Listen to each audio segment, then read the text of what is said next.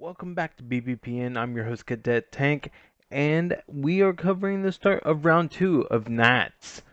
Now it's far too early to know who's going to get cut or who's going to make it, but we do get to see some development of the teams and what is going on.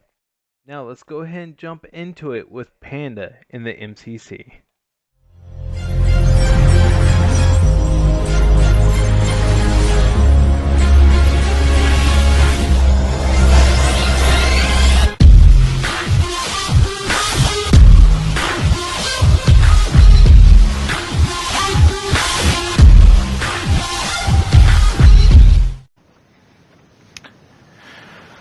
Alright, Ghouls and Goblins, here we go.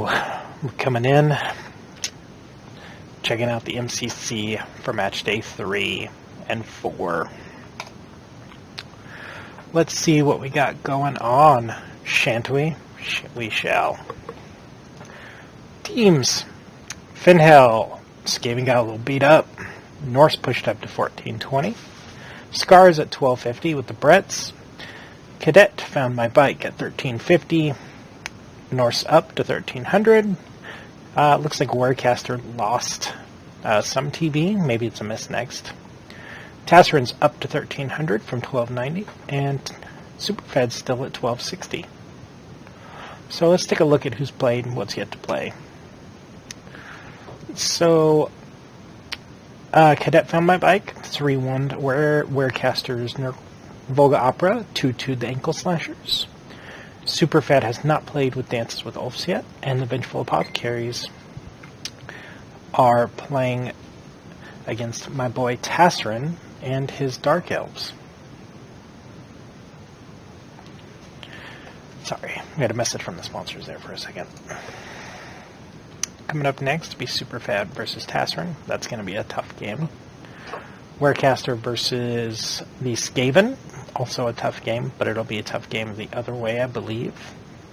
Dances with Ulfs versus Volga Opera. I think that'll be pretty evenly matched. And myself versus Scar. Then Scar versus Superfed. My team, Cadet Found My Bike versus the Volga Opera.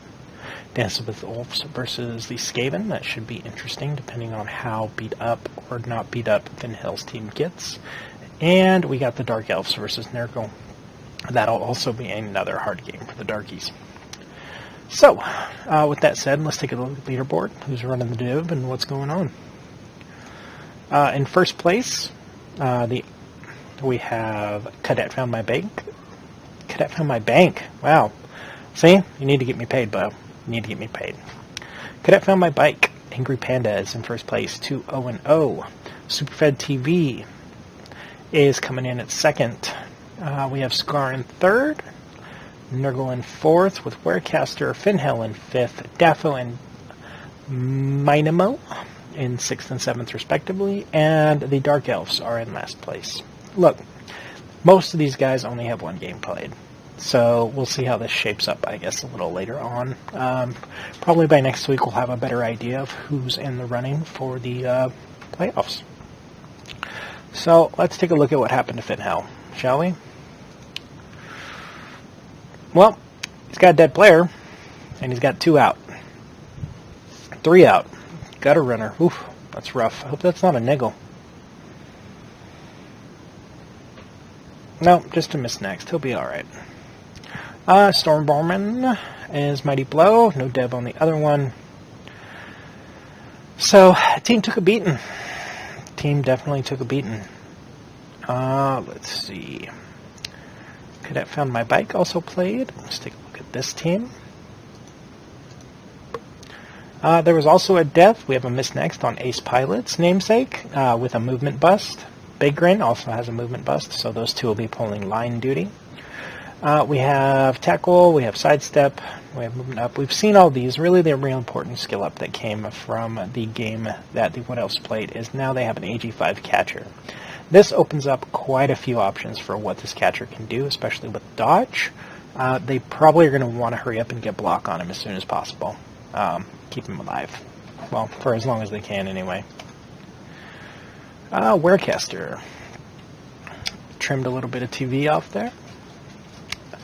He does have 11 players, but he did have a Dodge Prestigor that didn't make it, and he died a horrible death. So, apologize. I gave up an elf. He gave up a Presti. It's all good. Stuff happens. Now, the question is, Finhell played the Volga Opera. So let's take a look at them. That's Daffo coming in at 1420. He's got a fair bit of TV. So he's got Mighty Blow. He does have a single tackle lineman. He's got 3 rerolls, but he also has leader. So count him at 4. 7 fan factor. He's got the Sure Hands thrower, Mighty Blow, block Ulf.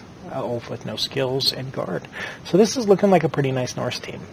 He's got some skills going. He's got +1 on the bench, so he can foul or do whatever he wants to do, should he choose to go that route. And yeah, he's looking pretty good and coming in at 7 fan factor. So he's going to be winning some of them kickoff events. Those are the teams that played, took damage. There's not much else to say. Not a lot has happened since the last video. Round 2's just got underway. Yeah. I did manage to play against my boy Tasserin. That game went the unexpected route. I thought I would lose, and I ended up winning that game. So if we take a look at match day 1, Superfed 3-0'd Volga Opera. Benchful Apothecaries 3-2'd Ankle Slashers. I 2-0'd Tasserin's team. And I can never pronounce that right. The people who like frogs. Dirty Frogs. And Dances with Ulf Scott 0-2'd to Warecaster. With that, I mean, the teams are looking interesting, right? Some teams are developing, others are not. Some lost players, but every team is looking pretty solid this go around. So I'll be curious to see as to what comes of it. I always say, really, it's a short little presentation this week. Round 2's finally barely got underway. We do have a little bit of news coming from Discum. He informed me that he is working on getting his own set of sponsorship. Not cool, man. Not cool. I bring in the sponsors around here. I'm sure everybody gets paid. Tisk, tisk. So we're definitely going to have to try to start stepping up our game a little bit and show the hooligans who the real bosses are. And speaking of hooligans, we do have a little bit of a rumor going around. There was a bug fix patch. It seems like we finally got some of the fixes we've been looking for. Wizard Mighty Blow stuff. So Focus is actually paying attention to the game, and I think they're under a fair bit of pressure from Games Workshop. We do have a couple agents out there working on a rumor mill, and I'm looking forward to putting those into our next episode, should some of those solidify, or even we'll just put it out there. So with that, guys, remember, pandas never lose, we only win less. Nice job, Panda, and I'm rooting for your Wood Elves, but I have one comment. We're going to have the sponsorship war, but none of these sponsors are going to pay us. Let's actually get paid for once, because the last 2 guys haven't paid anyone. Okay, so, with that being said, let's go over to Scar in the CDT division.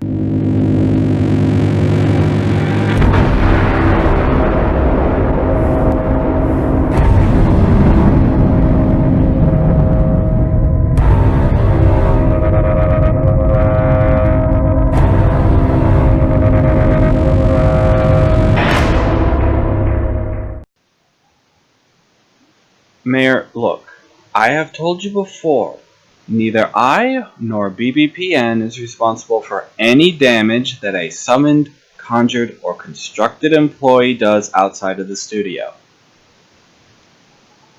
Alright, I guess I could tell them to eat the Skaven swarm in the sewers. Oh, you didn't know about that? Yeah, they came into the city a few days ago. Okay. Yeah, we'll talk about this later, sir.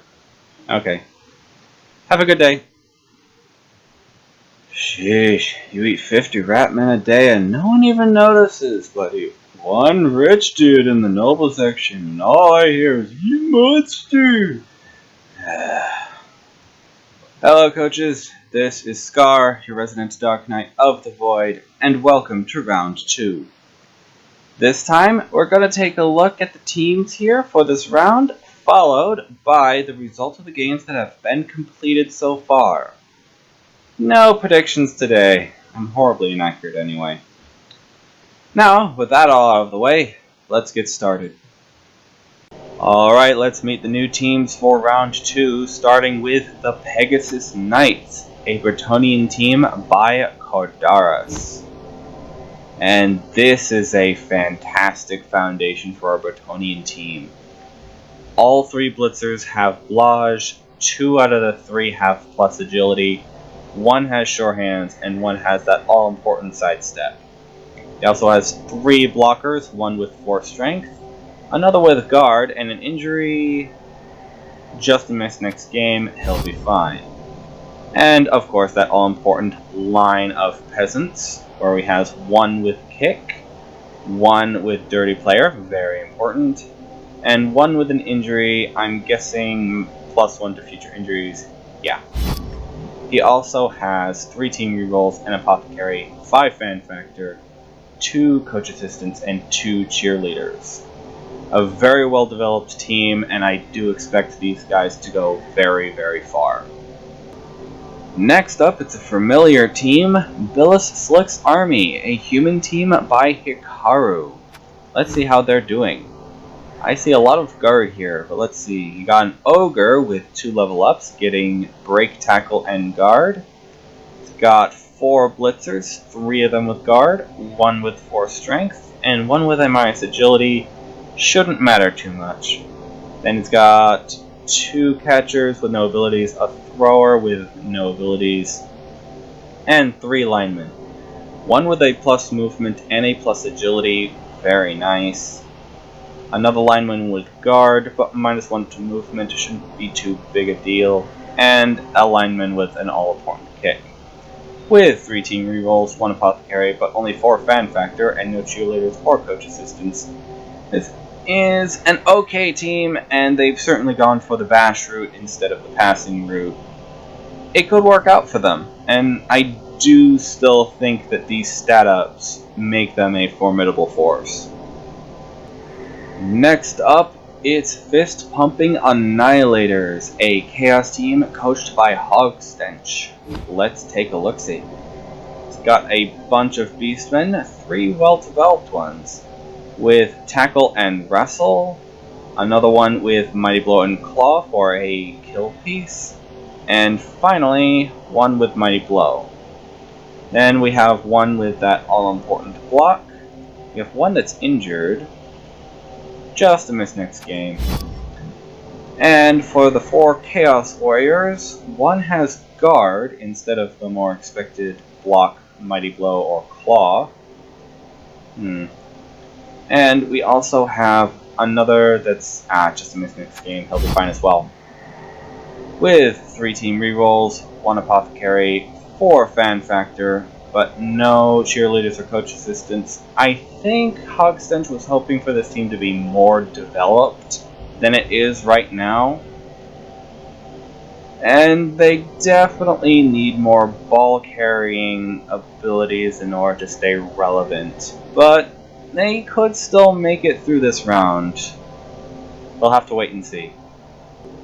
Alright, next up on the chopping block, it's the Gremlin Wannabes, a goblin team coached by Splinter.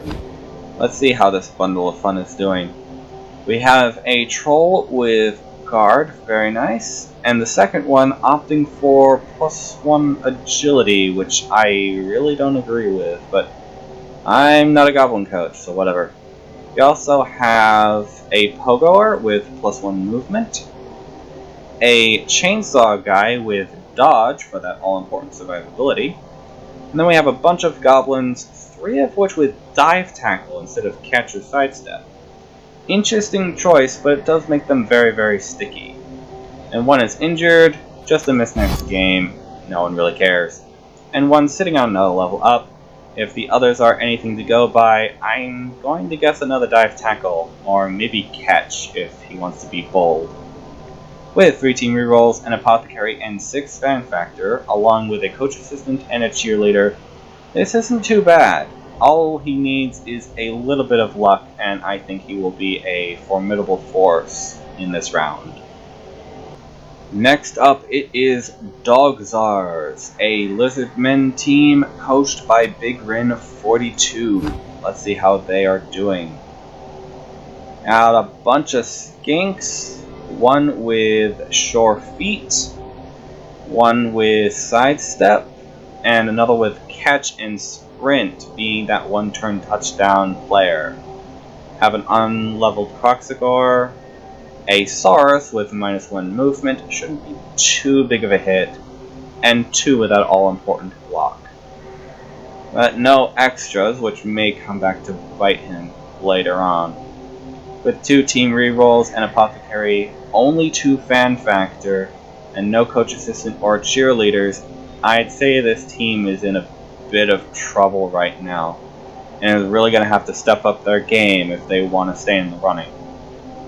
Next up, it's everyone's favorite race, America's Maniacs, a dwarf team by Resin. Let's see how they're doing. Got 2 Troll Slayers, one with Mighty Blow, 2 Blitzers, one sitting on a level up, the other one getting guard, a runner with kickoff, return, and block, 2 very important skills, and a bunch of long beards, one with that all-important guard, but -1 to agility, no one cares, another one with guard, ooh, and they even have a death roller, but no abilities yet, don't really need it, he's pretty much unstoppable as he is. With 3 team rerolls and apothecary, only 4 fan factor, and no coach assistant or cheerleaders, doesn't really seem like they're doing very well, but dwarf teams are always dangerous at every level. They simply become slightly less dangerous later on. We'll have to see how they do. Next up, it's another familiar team, the Rat's Own Nymph, a Skaven team by Lander the Gambler. Let's see how they're doing. He has a thrower with +1 movement, but an injury. It's just a miss next game, he'll be fine. With 2 Storm Vermin, one with Mighty Blow for that kill piece, one opting for Guard Tackle for a more supportive role, and 4 Gutter Runners, the stars of the team, with this being the star of the stars, with Blodge Big Hand, able to pretty much grab the ball from anywhere. We have another one with just Blodge, the other 2 opting for Wrestle, one with Horns, making him a great chaser of the ball. And then finally, we have a bunch of linemen to basically die on the pitch. With 3 team rerolls, 1 apothecary, 6 fan factor, no coach assistants or cheerleaders, this is a very score-heavy team, and any coach that underestimates them will be down several scores before they even realize what happened. And finally, we have the Greenbacks, an orc team coached by Dr. Helix.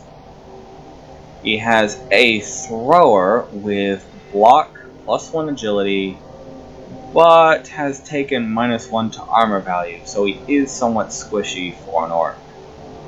And then we have 4 black orcs, one with guard, one with that all-important block, 4 blitzers, one with tackle, one with mighty blow for a kill piece, and one with +1 strength, which is very intimidating. Then we have 3 linemen, one sitting on a level up and with wrestle, one with guard.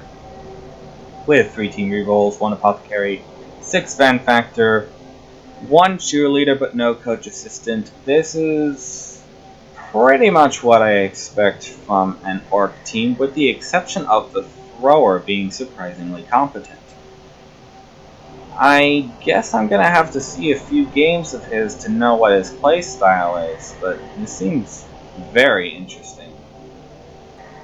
Now, onto the games completed so far. To start off at day 1, we have Billislick's army tying with the Greenback 1-1. Not a bad start considering. Next up, the Pegasus Knights beat the Fist-Pumping Annihilators 3-1. I would expect nothing less from the glorious Bretonnians. Next up, we have the Rat's Own Nymph beating the Gremlin Wannabes 3-0. Not terribly surprising, to be honest, but I do always root for the Goblins anyway.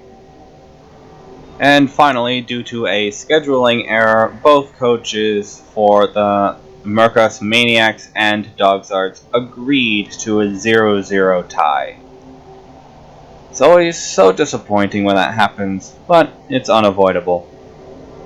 Next up, we have Mercus Maniacs tying with the Greenbacks 1-1 in what must have been a very slow and tedious game. Good job, I guess. And finally, we have the Pegasus Knights beating the Gremlin Wannabes 2-1. And the only really big surprise here is the lack of expulsions on both sides. Well, that's it. Got some good teams and a lot of interesting lineups so far. But because I'm biased towards anyone who is courageous enough to play Bretts, I am definitely rooting for Cardaris and the Pegasus Knights first place. Other than that, I don't really know. We'll have to wait and see. But until then, it's back to you, Cadet. After this very rare one-turn Brett touchdown.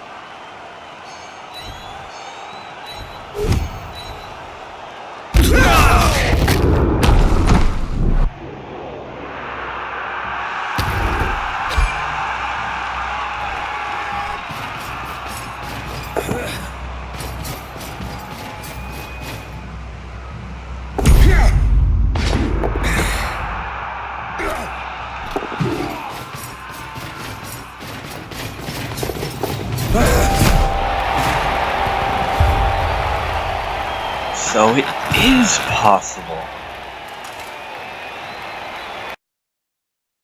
Nice job, Scarred. Man, Cadoris's team is looking beastly. Man, they look awesome. It's almost like somebody needs to delete them. Oh, anyway, yeah, good job, Scarred. What were you talking to the mayor about? What? Damages? What? You know what? If a bill doesn't come to me, I don't care. Have fun. Alright, well, with that settled, let's go ahead and go over to, let's skip early and go straight to the Hooligan division with the Scum.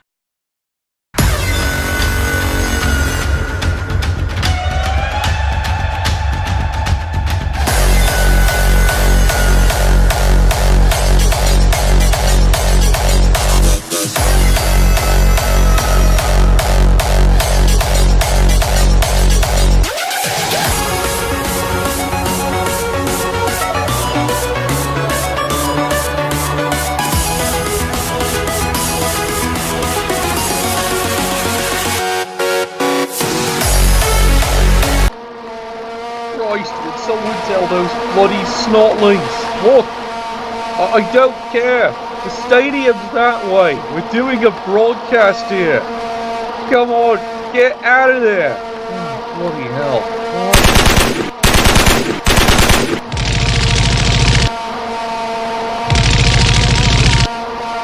Right, that's better. Okay, fine. Okay, so let's get on with the Hooligan division here. Well, week one, it's in the tank. Of course, we had a wee bit of a trip up with at least one of the teams, trying to get onto his schedule. Look, the lag came all the way from the land of thunder, down under, Kiwis and Orbits. So, no surprise, he's a wee bit late, and the Snotlings have been a bit delayed actually arriving. So, what do you mean that title card's interesting? Never you mind! Don't pay attention to that one. Right. Means nothing. Really. Absolutely means nothing. Yeah, you're believing me. Anyway, getting on. So you can see first round, of course, quite the nuffling was going on in a few games there. As you saw on the broadcast, that was a phenomenal battle between the Necros and Ogre Team number 1. They followed out to a 0-0 draw. Phenomenal of them there. As for the Wood Elves, they have finally found their first wind. Yeah, first wind. Really, it's the first one. 4-0 as the most incredible nuffling ever witnessed by this poor coach, let alone the other coach, occurs, and it just becomes an incredible blowout. It gives the Wood Elves something they haven't had all bloody season. Hope. And of course, as is mentioned before, the Skaven get away with a 2-0 win, something they desperately needed, because let's face it, they were getting their asses handed to them. So that means going to the standings here, you can see, of all things, the Wood Elves are on top of the division. The gimme win has been given to the Skaven. Meanwhile, thanks to the tie, you now have Necros and Ogres, well, sitting there in the tie position. And of course, there you go, our favourite Ogres, the king of the Hooligan division, and, well, the referees are all sitting in dead bloody last. Well, that's just absolutely great, isn't it? So let's take a look. What's going on with the referees guild here? Come on, call it up. There you go. They seem to be having a wee bit of trouble. As you can see here, well, they've leveled things up here. Still pretty beat up. And they've got even more lads, but at least they've got players coming back. They've got a wee bit in the kitty. And it looks like they're actually saving up for the incredible third reroll. Or they might even finally buy that bloody apothecary. And again, as was noted by many, yep, they've now played their 7th road game out of 8. Well, we'll see if those new patches have something to do with, you know, actually fixing how the randomizer is supposed to bloody work. No, really, as everyone heard, finally, paying attention, Focus has finally plugged in a whole bunch of patches. Yes. I know, it's a bloody miracle, but they've actually gotten around to doing it, just in time for, hopefully, the World Cup. Alright, now, let's take a look at Ogre Rated. Of course, they, choked one, so no change here. Oh, and they've got all their players recovered, ready for the next game. He's got a own mess of cash, and it looks like he's going to go for the full stack of players. That seems to be his standard strategy. Meanwhile, hey, guess what, lad? You've got Kitty! That might have been the best bloody thing, because look what you got to replace. Both Storm Vermin. Well, you've actually got the money to do it here. So, expect next game, the Skaven are going to be ready to give what for. Now, let's take a look here at the Wood Elves, the most incredible game they've probably had all season. It's gotten them right back into the stand of things, because guess what they've got? Now they've actually got the second reroll, and they've even gotten back one of their wall dancers who's immediately skilled right back up. That gives them flexibility. He's made sure he's got tackle. It's a strength up increase on the other wall dancer. It might be good times. He's finally found his own. Well, I did tell you, lad, Hooligan Division was a whole new ball game, and as Captain Obvious said, you might actually get somewhere. Meanwhile, Prawns Pawns. What a crazy game. Absolutely crazy. He did his best trying to juggle rerolls. It was a big improvement over what we've seen before in the previous seasons, and he's definitely learned. It just didn't work out, but he held his head high. His team came out of it in remarkably decent shape. 3 rerolls. He's got even an improvement on his fan factor. He's still got the apothecary, and he's got a pile of cash, so once again, he can even decide at this point, does he want to go with a 4th reroll? After that game, that's a distinct possibility. He may very really go for the 4th reroll to get him around all those bloody Bonehead problems. Or maybe he's going to go with the 6th Ogre. Well, he's got chances here. And of course, yes, Necro Team. It was a bit of a disappointment from their viewpoint here. They just didn't really deliver. They had all kinds of problems, but he did see, yes, getting the 2nd werewolf, big improvement. It's just a shame that, well, the Ogres took care of them rather fast. And he's going to be blundering his way along here. Again, having the 1 ghoul, well, he got the block on the ghoul. Big improvement, might change up his playstyle, he might make better use of it. So, let's take a look what's coming up here on the schedule here for Game Day 2. Let's get rid of that mess here. Oh, look, the Necros drew the Referees Guild. Well, that's a good matchup for them there. Necros, if they keep it up good and solid, should probably win that, as we've seen what Nuffle's been doing to the Referees Guild. Referees Guild, if they get average dice, maybe a different game, but they don't expect any bloody miracles, do they? They don't expect anything to go normal. Alright, this is the match, fortunately, early in the great playoff here. Prawns Pawns versus Ogre Rated. Let's put this one to Ogre Rated, because of just sheer experience playing the Ogres. And it's also, he's got the bigger thing that he has to get a solid win. He can't take a loss. Prawns Pawns, he'd be perfectly happy with a tie. He'd expect that, but you know what? He'd like to take a win. Again, the call goes for Ogre Rated, considering they are the Hooligan division personified. This ought to be the funny one. Good old Rotten Cottons versus Slightly Taller Halflings. Yep, the two dodgy teams have drawn themselves second round, and they both right now have the perfect records. Well, it's time to fuck each other up. The only winner of this game is, of course, going to be the fans, as we expect many deaths, because that is bloody tradition. Do ourselves a favour here. Get the big players killed off. Make things fair in this division. You can't have skilled players in this league. This is the Hooligan division. What do you think this is? Regular play. So, that is everything all called in there. And Nuffle, bless your dice. The scum. What are you doing killing Snotlings? Jesus Christ, I just can't hold anything around here. First, no sponsors want to pay, then Scars reckon have to see, and the scum shooting every Snotling he sees. I guess he'll be okay, they're just Snotlings, right? Alright, good job. So, let's cut to Ace in the Court Division.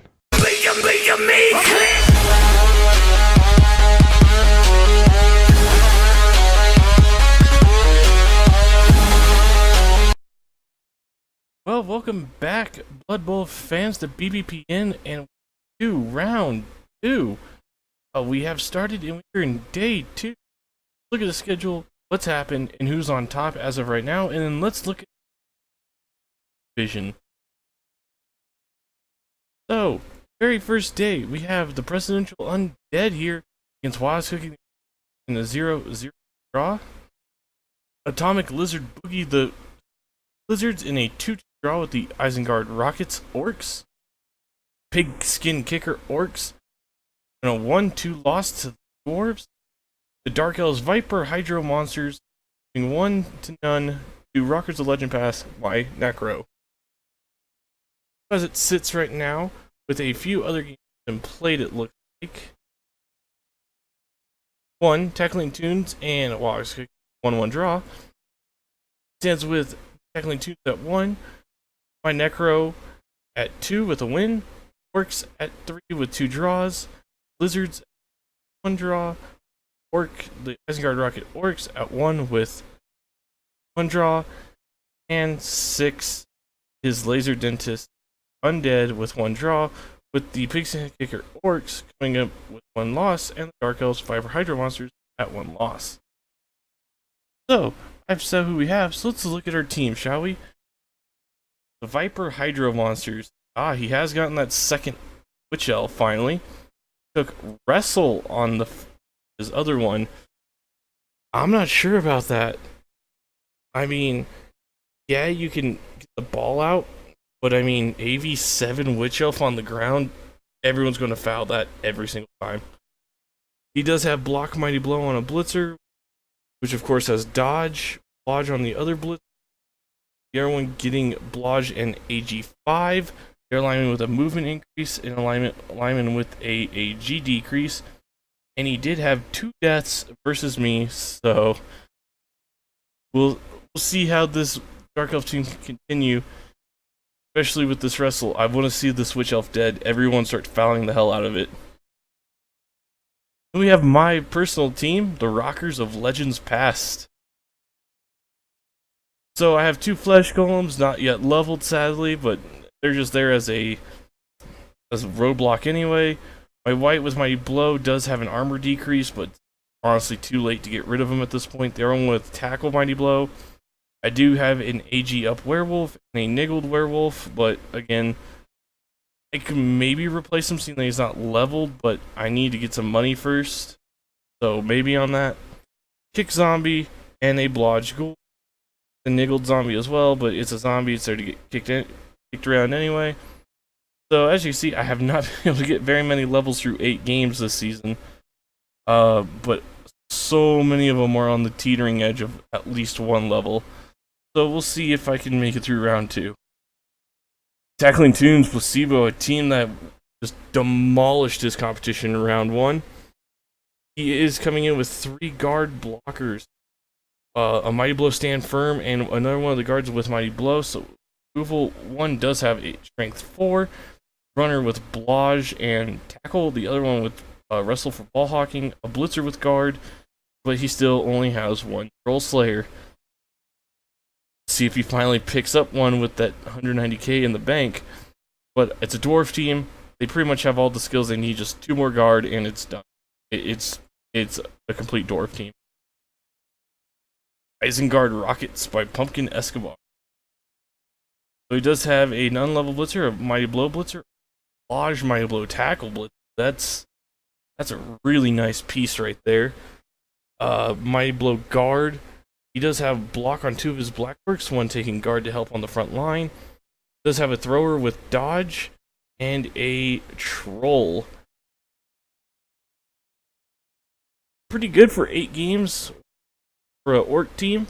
Blitzers are leveled. That's the main thing. He does have a thrower just to maybe handle the ball better, and the Black Orcs are punching, which it would be nice if they all had block, but you know, 8 games in, can't have everything. So this is shaping up to be a pretty decent, if not pretty standard orc team. Then we have the Presidential Dead by Laser Dynasty Undead. The other gambling corpses. So we have a mummy with guard, a white with Mighty Blow, a white with Blodge. Oh, that is so nice. A ghoul with Blodge, ghoul with Blodge, ghoul with Raj, ghoul with Raj. So all the ghouls are only going down with tackle and or a POW. And that gives them 2 ball hawks and a zombie with block. Only issue I'm seeing is no dirty player, no kick. Especially no kick.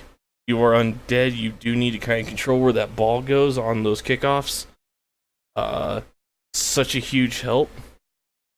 But it's an undead team. It's coming out of the box. They start pretty well. His ghouls are leveled where they need to be pretty much as is. The whites probably need tackle, and they're set to go. And the mummy's leveling up a little bit more, and it's once again good to go. So we'll see if he also makes it through round 2. Especially with all the orcs and bash in this division. The Atomic Lizard Boogie. Lizards by Fort. Does have the 6 Sorai.